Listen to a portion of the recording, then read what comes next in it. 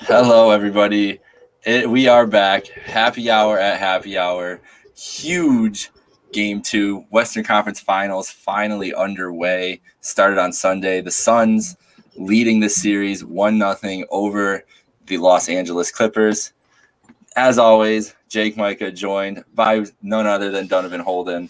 We're here to break down Game 2 of Suns Clippers tonight, 9 Eastern, ESPN. It's going to be a great one. Dunny, I didn't get to watch a lot of this game. You know, Sunday was Father's Day. We were probably out doing not sure a lot of people, all of us, probably same experience, checking in on the game and everything. But I'm excited to lock in for this game because Game 1, man, Devin Booker put on a show for us. Yeah. I mean, just put on a show. What was your impression of the Game 1 performance of the Suns? Yeah, man, it was pretty electric. You kind of expected just, the way coming off a sweep, and there's just kind of all this hype in Phoenix. But I was a little skeptical going into it, honestly, with CP3 being down. I was wondering, I wasn't worried that there was going to be a lack of offense. I was worried that it might not look as smooth as it had all season because they lost their playmaker. But I mean, you hit the nail on the head. Booker had an incredible game, a 40-point triple-double. He turned himself into that playmaker. He kind of took over not only the role of CP3, but kept his same, absolutely dominant scoring role and just ran with both of them. And he honestly started slow, too. I think he only had around 11 points in the first half. And Stephen A. Smith described it, perfectly by calling him an assassin. I don't know if I really like Stephen A. going as far as saying he's the next Kobe Bryant, because I really think Kobe's one guy.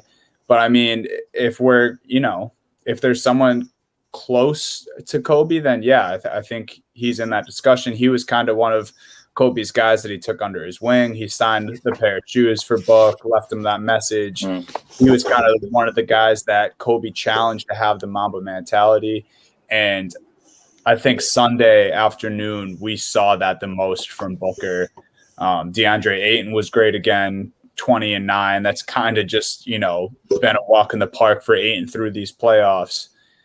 And they just took over in the second half. Home court was rocking. Those Phoenix Suns fans, man, they are happy to have a good team making a deep playoff push. So yeah, the Suns really did everything right. Clippers put up a good fight, but kind of collapsed down the stretch there. Me and you were talking about it before we hopped on. A lot of, I guess not bizarre faces late in the game, but just people you didn't really expect to see. Rondo playing extended minutes at the end of the game. Pat Bev was out there a little more than you would have liked to see. And then they almost didn't really know how to play size-wise against this team. We saw a lot of a combination of Cousins, and then when Cousins wasn't on the court, we saw Zubac. So, those are just some of the main takeaways I had from Sunday.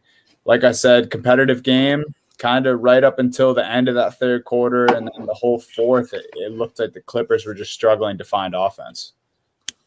Yeah, they looked out of sync, especially in that, they scored, and it started with 21 points in the first quarter, then had a boom 33-39 in the second and third, and then, like you said, in the fourth quarter, just trailing off 21 points again.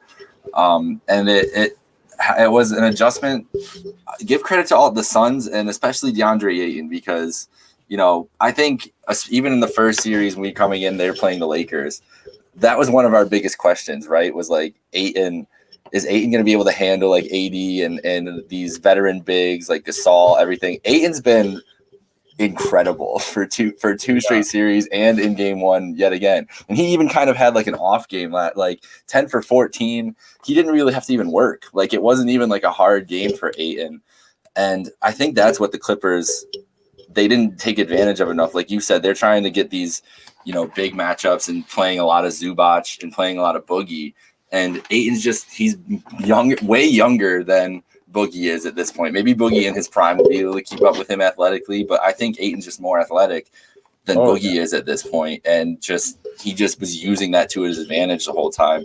And then Zubac is an athletic guy, but he's just not quick enough for Ayton. Like Ayton he can play. That's the nice thing about him that I didn't know, like, coming into these series, is that he can play out on the perimeter and not get blown by, and he can stretch that out offensively a little bit too. Just his speed and athleticism down low is just going to create problems for them with those bigs at their disposal. They could really use Serge Ibaka right now, that's for sure. Yeah, and Ayton's also an incredible screen setter, and I didn't really know he had that. And, you know, the way Booker's playing right now, if you get those guys in a pick and roll, it's almost game over because you pick your poison. And if you leave Ayton open for a split second on the roll and you're late, it's an easy dunk, because I literally am not watching anyone in these playoffs. I don't care if it was Kevin Durant last series, Giannis bent through these first series, anyone. I haven't seen anyone dunking as easily as DeAndre Ayton. Yeah. It seems anytime that dude's anywhere near the rim, he's just bouncing and dunking it. And like you mentioned, 10 for 14, like he's just not taking bad shot attempts. Everything's at the rack, and Booker's doing a great job of setting him up there. I don't know. It really just looked like the Clippers at the end of that game one were just a lot of Reggie Jackson threes, a lot of Rondo forced threes. And granted, they were hitting them to keep them around, but it wasn't necessarily great offense. PG was, he was great again. He had another 30-plus point game. But him and Reggie Jackson, if those two are the only ones scoring and Booker's putting up 40 on the other side, they just have too many weapons that can just outplay the rest of this Clippers team. So you're going to need more. I would like to see a Terrence Mann type game like he had game 6 against the Jazz. He had 39. Flip side, game 1 of this series, only 9 points. So it's tough, but without your fearless leader in Kawhi Leonard, but, they also don't have CP3. So it's almost like can't really make excuses here. Yeah, right? Like you can't make an injury excuse right now for either of these teams. Yeah. Yeah. But I expect tonight to be competitive as well. It's not like last game was not a competitive ball game. It was just the type of second half Booker had. You really just weren't winning that game. You needed a guy like Kawhi to throw at him because he is a showstopper. He can be a lockdown defender. But honestly, I don't even know if Kawhi was out there if that was going to happen. Yeah, so let's get into tonight then. And you touched on it a little bit. The scoring for the Clippers tonight needs to be better across the board, right? And that's one of the luxuries that this team has had, and that's why they can kind of cruise to like it. I think that was our biggest problem with the Clippers this year, is that even the last 2 years, we wanted them to like turn it on at some point. They just like lackadaisically thought that they were just going to be this title team, and it obviously blew up in their face last year. And then none of us trusted them this year. Like we weren't getting caught dead picking the Clippers to go to the finals, like, or anything. It's like no one wanted to be on that side of the prediction after what they did last year. Yeah. But that, even saying all that to say, we take for granted how casual it is for Kawhi Leonard and Paul George when they're on the floor together to each get like 25 points a game, because that's what they do, right? And so as good as Paul George has been playing and as good as this Clippers team looked against the Jazz, this is a different animal in the Suns in the way that they defend. I think they're better suited to defend them. We talked about yesterday, like the Clippers gave a lot of problems for Gobert, just stretching him out with that small ball lineup and everything. But as we just talked about, DeAndre Ayton is built to defend that. Mikal Bridges is a dude that's built to do that. Like Jay Crowder's been there basically being a stretch forward on every good team for the last couple of years. Like these guys know how to are I just think better equipped defensively than the Jazz were, which is crazy to say because the Jazz obviously have an outstanding defense, but I think it's part of their, playoff. They get exposed more in a playoff series, and we're just learning about what this Suns team can be defensively. So the Clippers need to change it up. They got to do, I don't know, man. Like, do you think that we need to see 37 minutes total from Rondo and Beverly to score in this game to get up to those points? Like, I feel like that's part of the issue, is that they need they need Reggie Jackson to stay spectacular, but they need one of these guards to just be able to put up more. Yeah, it's really tough, man. And it just seems like the Suns are a better equipped team without Chris Paul than the Clippers are without Kawhi Leonard. And it showed late in that game, because to what you said, I didn't like the amount of minutes. I love Rondo. I didn't like the amount of minutes we had from him down the stretch. He was hitting big threes, but like Rondo pulling deep threes to keep you in a game, like I don't know if that's what you want to rely on, especially when you have a guy like D Book going and scoring on the other side. And there was just a lot of sets where it was like Reggie Jackson and Rondo dribble handoffs at the top of the key, or Pat Bev and Reggie Jackson dribble handoffs at the top of the key. Like none of those three guys are really exceptional shooters. Reggie Jackson's shooting the three ball very well in these playoffs. We are a human. As a player and overall, that's not really something we've seen from him his entire career. So I don't really know who it is. It kind of comes down to, you know, a Terrence Mann or a Nick Batum. Like both those guys had single-digit scoring outings in game one, and I just don't think that can be the case. I mean, I could be wrong. I think Boogie Cousins was the third highest scorer on the Clippers in game one, and that's just not really what you want. No, it can't. It's not going to be effective for them going forward, especially just like we talked about earlier. The Ayton matchup is going to be hell for Boogie. And Boogie had 5 fouls in that game too. Zubac added in 3. Terrence Mann had 4. Like they got into foul trouble with some of these guys too. So what about? I mean, the Suns really like. We wrote a lot of notes here about the Clippers because I feel like the Suns really don't have to do anything different.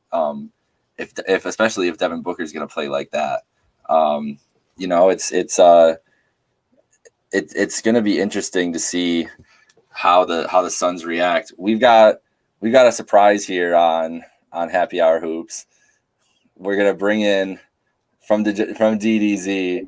Ty V is in the building. What is up? Let's go, Ty V. How the hell are we?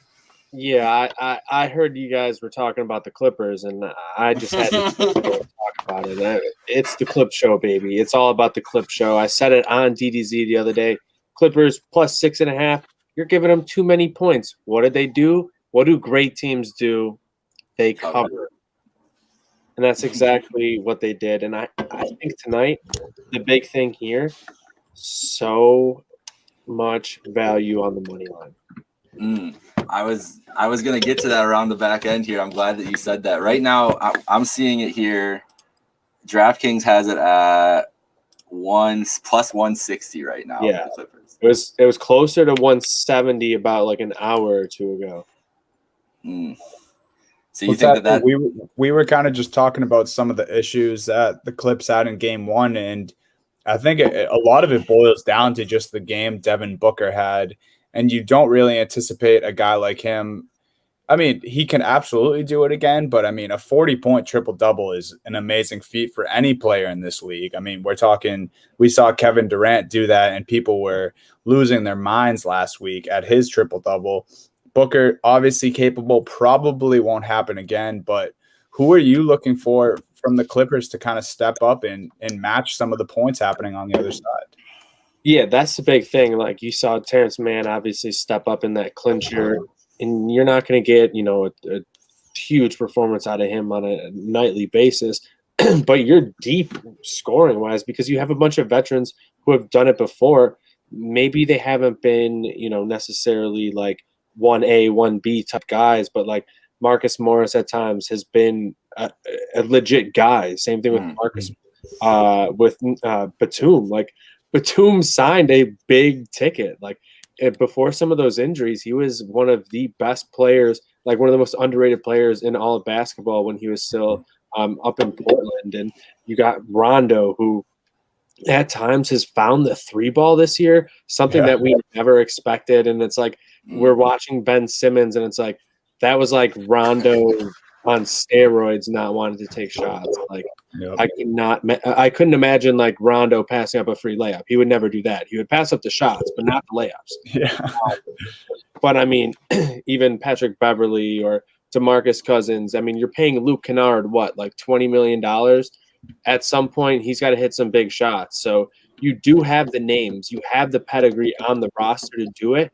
It's more of, you know, who's going to step up what night, ride the hot hands. And I think that's going to be the big thing here is I don't think you necessarily have to leave some of these starters in there for a prolonged exposure early on in the game. If they're not really getting in the flow, if they don't seem to have it offensively, if they're not contributing or like at least facilitating offensively, switch it up, bring some of these other guys in because you have legitimate veterans who have not only the experience in the NBA, they have legitimate playoff experience.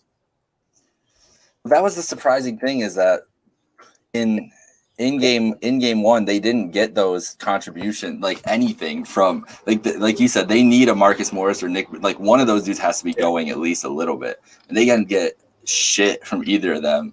Marcus Morris only 21 minutes too, and we talked about that before. And one of the big things I think with game one, and I think Ty Lue showed it a little bit at the beginning of the series against the Jazz too, is that he went deeper into his bench and got those guys rest, especially with that quick turnaround. Like they played late game Friday night and into a Sunday at like 12:30 start or 1:30 start, whatever it is in Phoenix. That's a ridiculous turnaround after a hard fought game 6.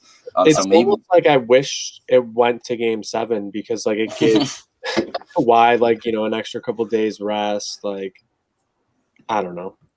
Well, me and Dunny were talking after recording yesterday, and I swore that Milwaukee and Atlanta was tonight. And he's like, nah, bro, it's Clippers Suns. Like, they couldn't even give them the swap days, or at least. It's kind of crazy.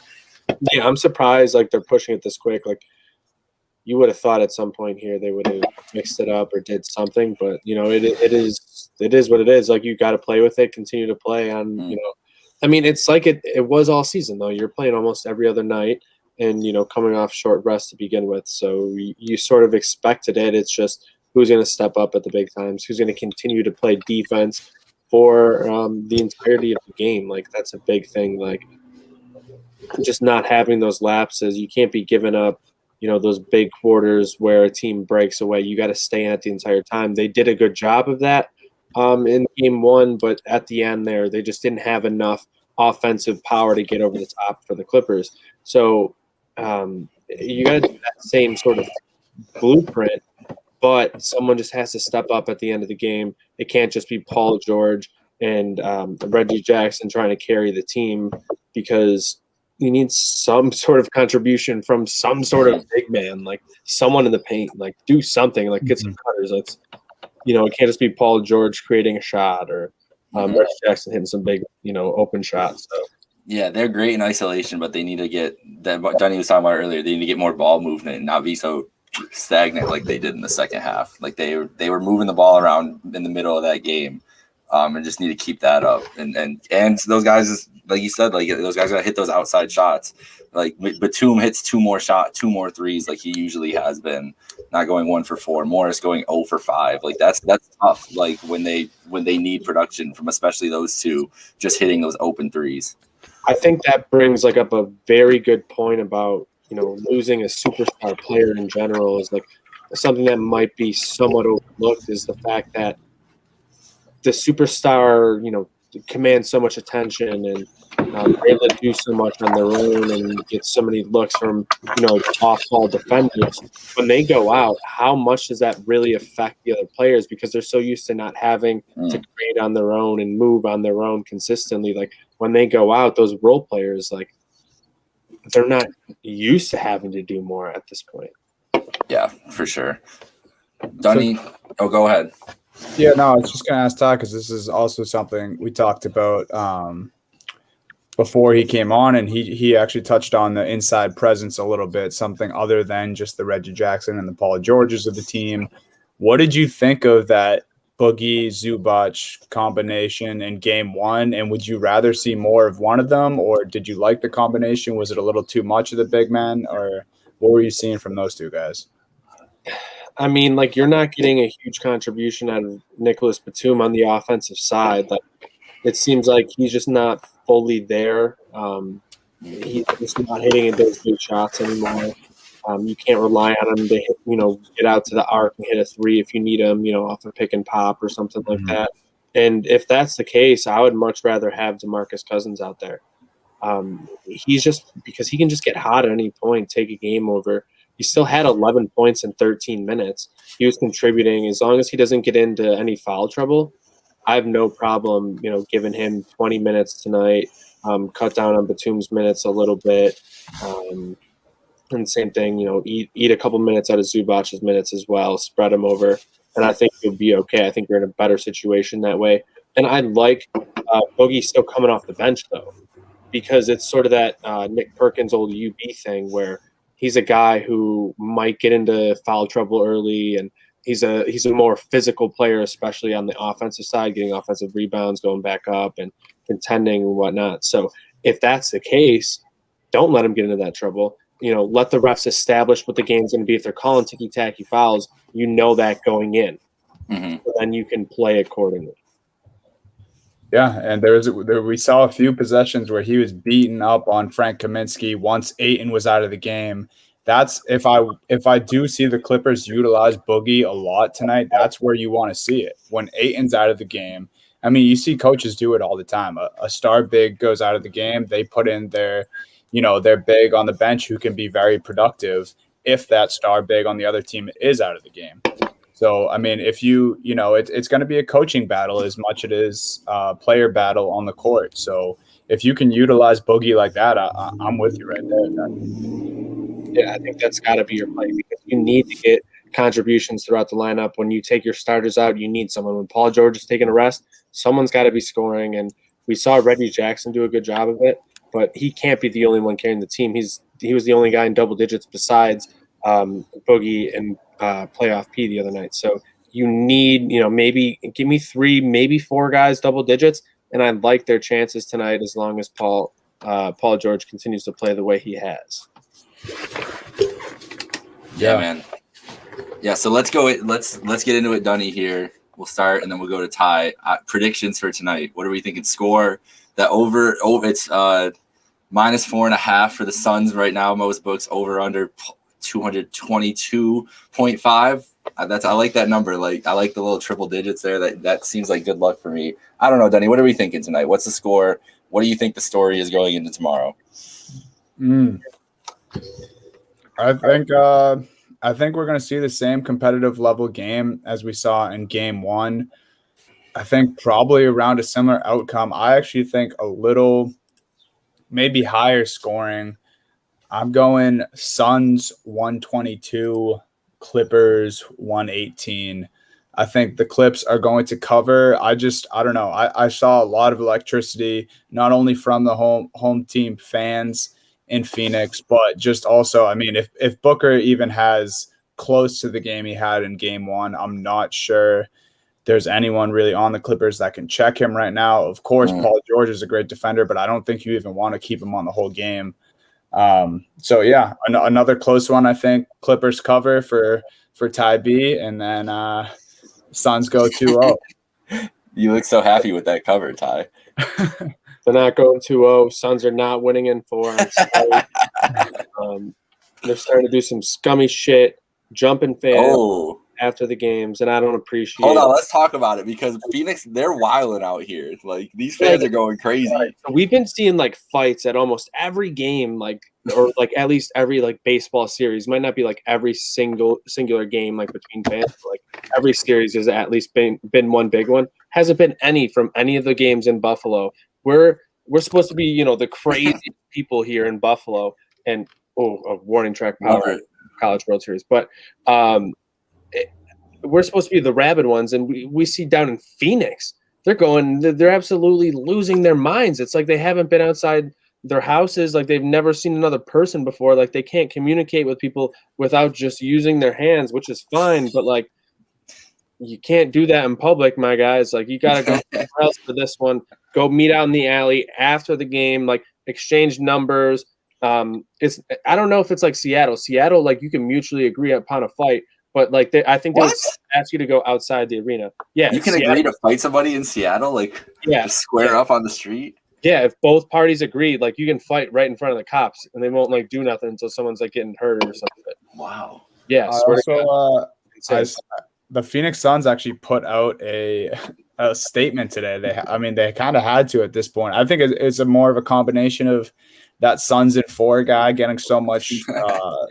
Positive attention. Now, everyone wants it because he's the first one out of all the fights that we've seen, actually getting positive stuff Yeah. besides people being like the guy at the Rockies game where he KO'd him should be like Yeah, an that or was something. But a lot. besides that, like I'm kind of fine with the guy getting hyped because it's just such a cool story and like cool for like that story is great because the dude walked up to him and just poured a beer on him. yeah, it's like the guy's had it coming. That's just like a life lesson right there. But I do agree that like the one after the Clippers game 1 was a little out of hand, and I think it was smart for the Phoenix Suns to put out a statement just so they're like, we don't really condone this happening, especially in our we don't want our fans to beat the shit out of other fans, right.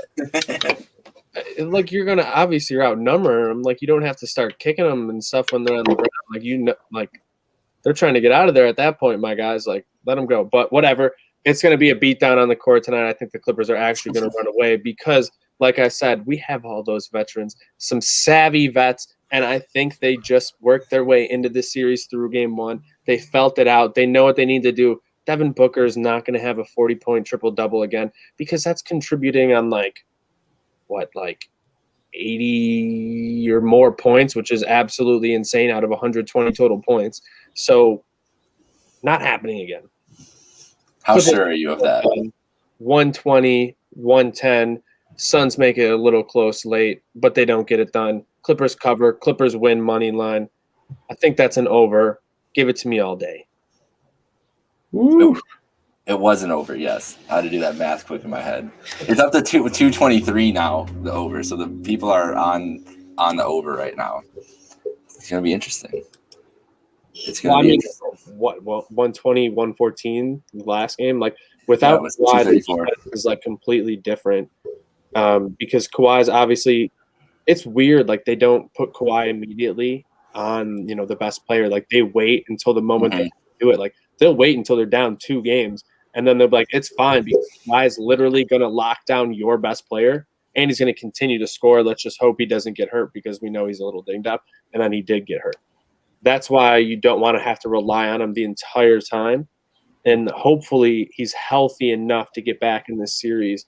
And, if they can split it here 1-1, I like their chances. I think there's a good chance you get Kawhi back for at least game 3 or 4. I think he's coming. We think he's coming back game 3. Me and Donnie are. I think that was the plan. Like he stays in LA, gets the full rehab. Yeah. So Jake was saying for the game. It makes the most sense. Travel, like you don't. He's sitting in San Diego on the beach right now, just getting therapy all day long. Essentially, yes. Yeah.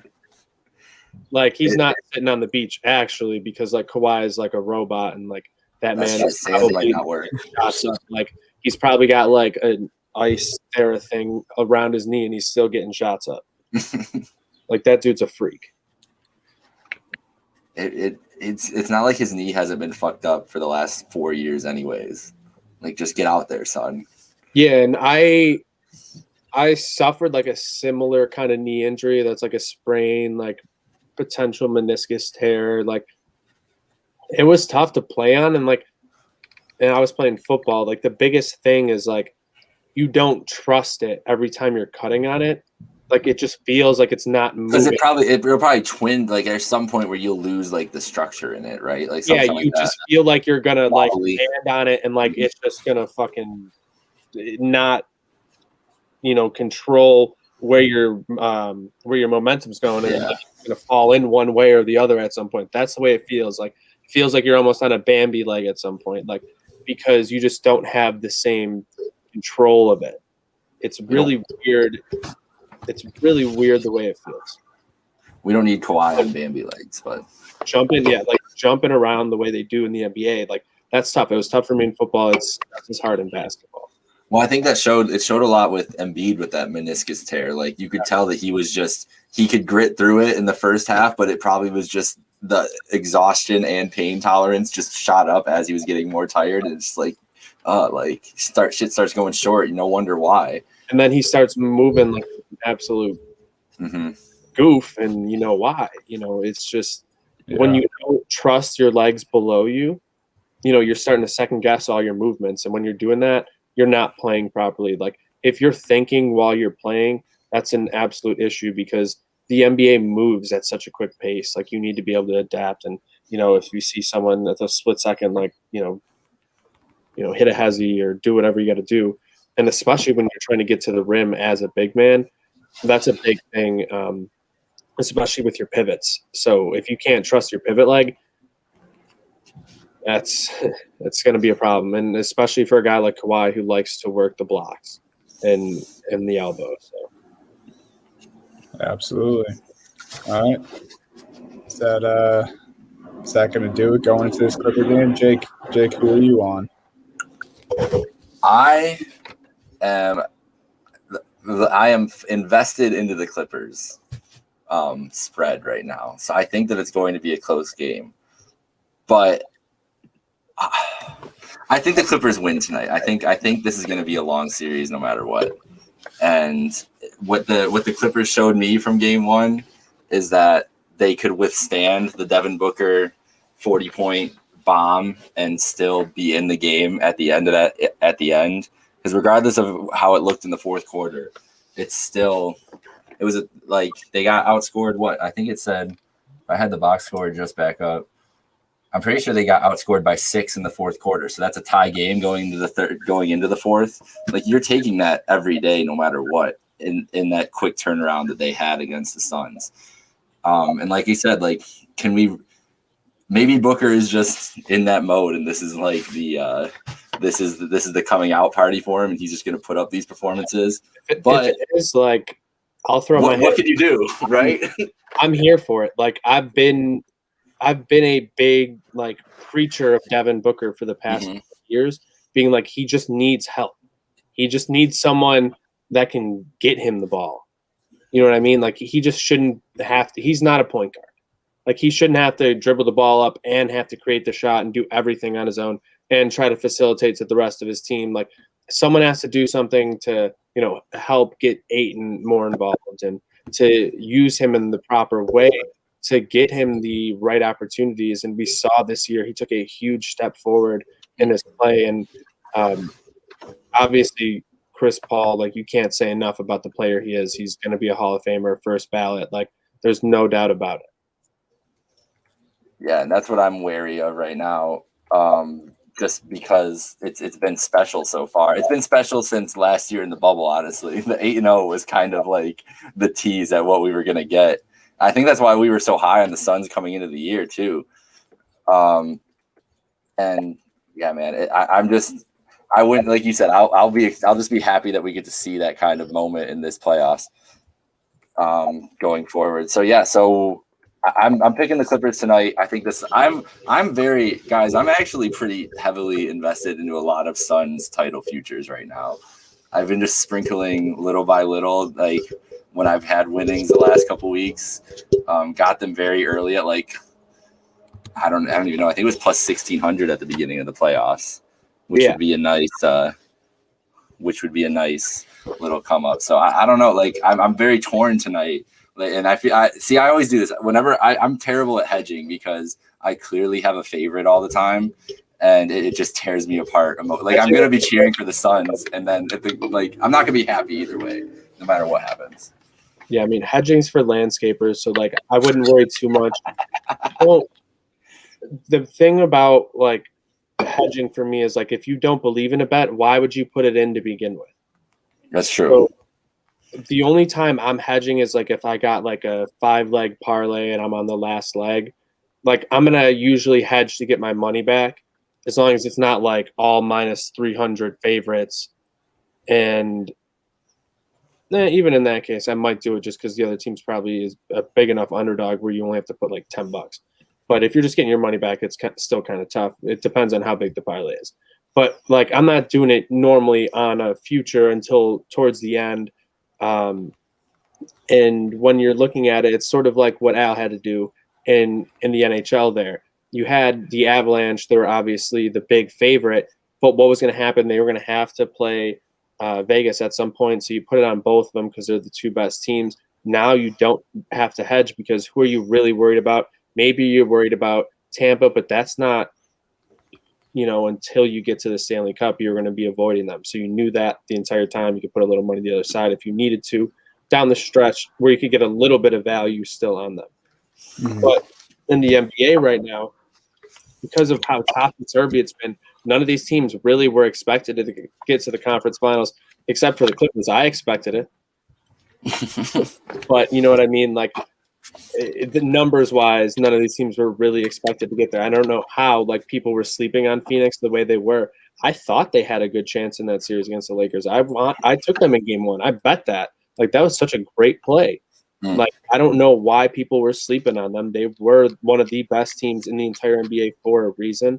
And we're seeing it. Same thing with the Bucks. Like, as much as Meerkat likes to call them frauds, they've figured out how to play great team basketball, and Chris Middleton's stepping up when he needs to right now.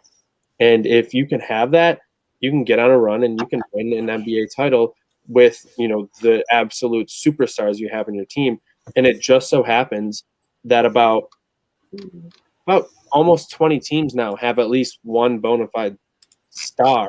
Yeah, the talent is overflowing now. Yeah. And we're having so many more coming into the league year after year. Me and my brother have talked about this for a little bit of time here. Like, just from playing like NBA 2K so much and like bringing in like the realistic draft classes and everything, like you have so many big athletic players, like stretch 3, 4, 5 type guys who can do it all. And like you think about like LaMelo, his height and his size, like he's such a freak player and freak athlete. Like he's gonna be a superstar. And there's so many guys coming up that are just like him. Like your minds are gonna be blown. Like I cannot wait. Yeah, man, it's gonna be crazy. Let's transition into this now. The picks are flowing. I'm trying to find what's up. Kate Cunningham. Hey, listen.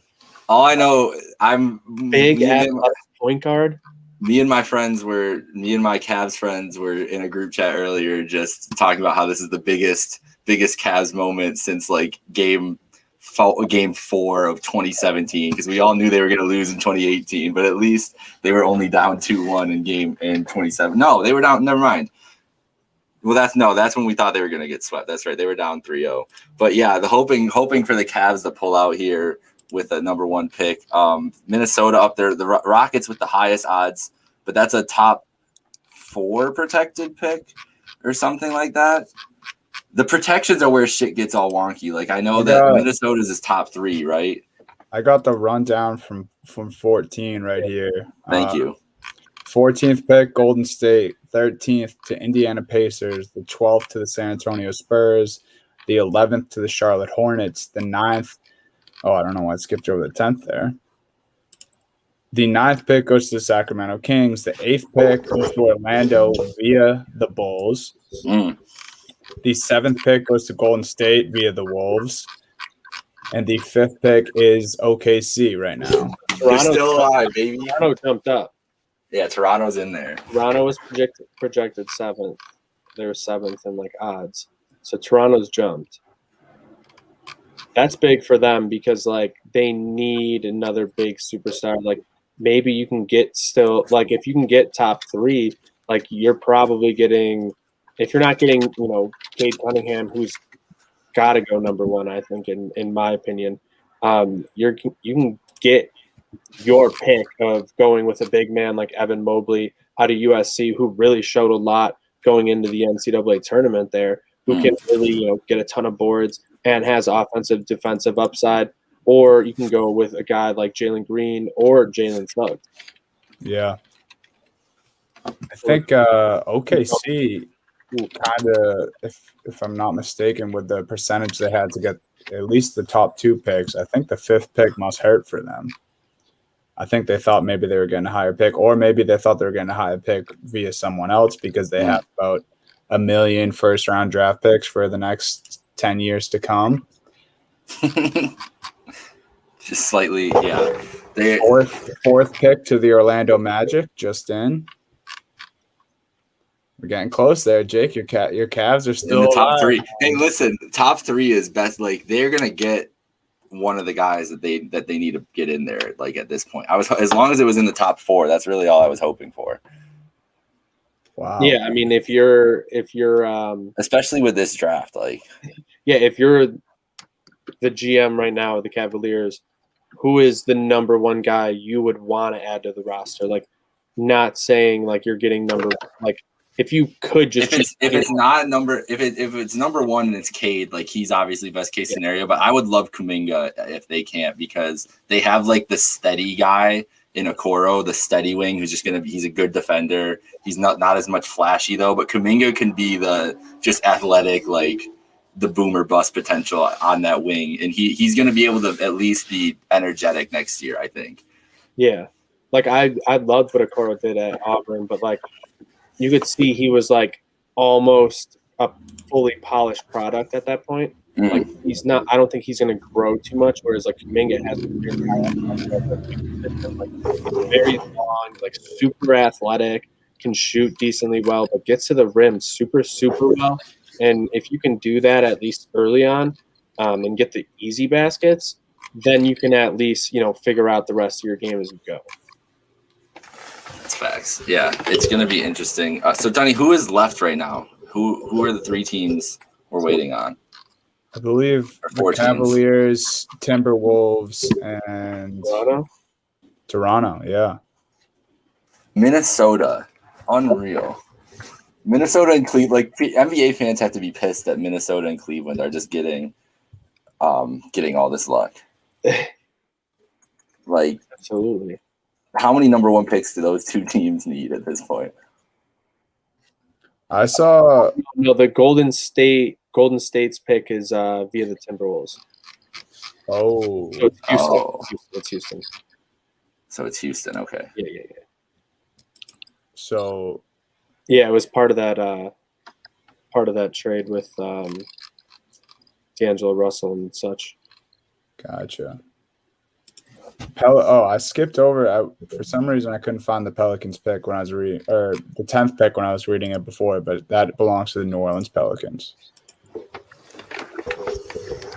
Pelicans got to be hurt a little bit. I was also seeing within the last hour that a lot of teams, it was especially the Timberwolves, so they're not due for the first round pick or the first overall pick anymore, but I'm seeing a lot of teams may be interested in trading away that number 1 pick. I feel like more recently we see that rumor going about almost every year that teams are willing to trade the first overall pick. I think it's just because they want to explore options, because the last couple of years we've kind of seen some big things flip for that number 1 overall pick. But I don't know if it is a team like the Toronto Raptors or the Cleveland Cavaliers. Do you guys see them making a move with that number 1 overall pick, or do you kind of see them staying put and just drafting to better days, if you will?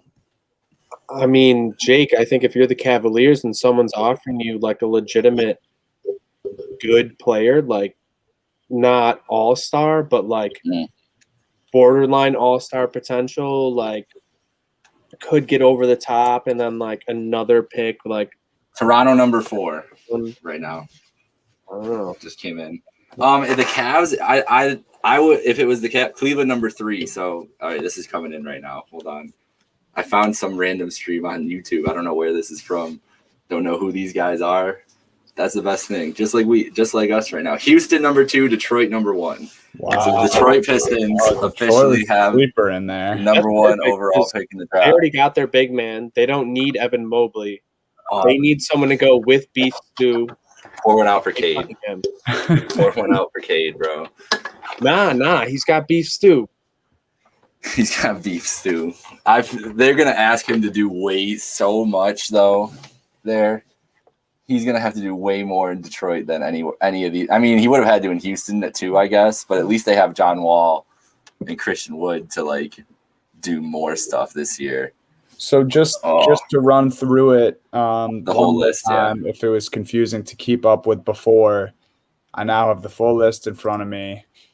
Pistons number 1, Rockets number 2, Jake's Cavaliers number 3, Toronto Raptors number 4, Orlando Magic number 5, Thunder 6, Warriors via the Timberwolves number 7, 8 goes to the Magic from the Bulls, 9 Sacramento Kings, 10 Pelicans, 11 Hornets, 12 Spurs, 13 Pacers, 14 Warriors. That's interesting. It's interesting. Yeah.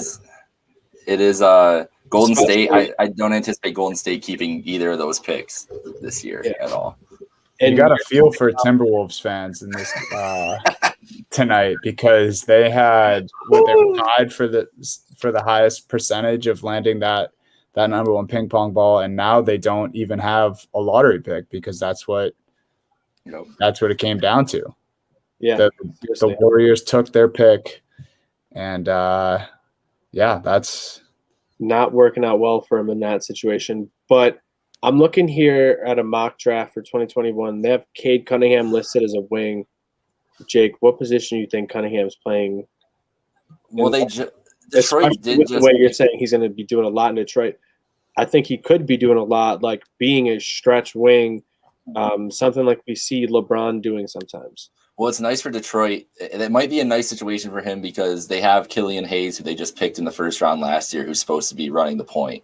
So best case scenario, I'm sure, for their organization is they're hoping that he develops more this year and they can play him more and play Cade off the ball. And that's probably best case for Cade in this scenario too, because I would hate to see him be trying to be like the do everything guard right away, because I don't know if he's like that kind of level of ball handler and playmaker like on his own to do that I think we saw at times where like he couldn't fully carry that Oklahoma State team. I think he was trying to do a little bit too much, and like the full court vision wasn't there yet with the speed of play. Like court vision's there, like knowing where they are, but not knowing where the windows actually are. You know what I mean? Yeah. Make that jump in the NFL with the way that defenders are breaking on passes, like quarterbacks and stuff. I think it's probably just so much faster, much more adaptive in the NBA. Like when you think there's a passing lane, it might not fully be there. So I think with Cade Cunningham, it's going to take him a little bit of time to learn. It was similar to what LaMelo had to do. Like it took, like you saw it, you saw the flashes, and then you saw it more consistently throughout the year. It's going to be sort of the same thing, I think, with Cade, but at a little bit of a lower pace, because I think LaMelo has had more time playing with, actual adults and such. That's true. Yeah. I think one of the other things that I wonder about here is with Mobley now, the way that board laid out. If he doesn't go if he's not in the number one conversation for Detroit, I mean, Houston just paid Christian Wood a ton of money, and the Cavs just traded a lot to get Jared Allen, who's going to make a lot of money this year. And I don't know if Mobley looks like, I don't know what he looks like next to either of those guys. So who knows? Like he could be the one slipping down the board, and maybe you get a Toronto team that would just be ecstatic to get a guy like that at 4. Yeah, and you know what I was thinking about too, and this is maybe a little out of reach. I don't know if Mobley falls this far, but even 6 to the Oklahoma City Thunder, where you have an SGA, you just lost to Moses Brown, you brought in a Kemba Walker, you have all these draft assets. You wonder if he does slip to that 6 spot. Do you bring in a Mobley with an SGA? I mean, that's a talented young duo as is right now. And you have a lot of people to bring in just about anyone you want if depending on how many first round picks you're willing to give up, because that's the thing, right? A cereal box full of them. That's the thing. If they love Mobley or they love Cade, like they could just package up a shit ton of picks and move up. They're in a great range to move up to 1, 2, or 3 or whatever position they would think they need to move up to get one of those guys, especially if Mobley starts dropping. Like they might get aggressive. And if they're offered, like I would hate this, but if they offered the Cavs like 4 first round picks because they loved Evan Mobley and they didn't want him to drop, like I would take that all day. Like those picks are just such assets to that, and especially for one of those teams, like if you're looking at Wood and a bunch of those first round picks, or like a Colin Sexton and a bunch of those picks could get you somebody more established looking forward too. So yeah, it's going to be interesting. We're about to tip off here though, so we should probably get ready to go for Clippers Suns here. Any last words here, boys? I'm on the Clippers, Dunny's on the Suns winning. Flip show, baby. And Tybee obviously on the Clippers. Freaking P. I hope he better be fucking playoff. This is the first time I've been on the Clippers in a long time, and if playoff P is is lacking like one of those P's in there, if he reverts back to pandemic P, I'm gonna be upset. That's all I'm gonna say. The group chat will be I will be lighting it up with Paul George memes. Alrighty, I think that'll do it. We got a good one tonight. We hope that draft coverage wasn't too jumbled for you guys, but that's, we have a lot of interesting avenues to watch as far as who will be drafting who come draft time. Ayo Dosunmu is projected to go in the late first round. What? What? Dude's incredible. He's going to be the best. He's going to be the sleeper pick of the draft. Watch Scotty Barnes too. Don't forget. Whoever gets Scotty Barnes is going to be lucky. That's my prediction. True. All right, guys. That'll do it for a happy hour at happy hour. Late night edition. Clip Suns. Let's hope for no fights in the stands. And let's have a good game.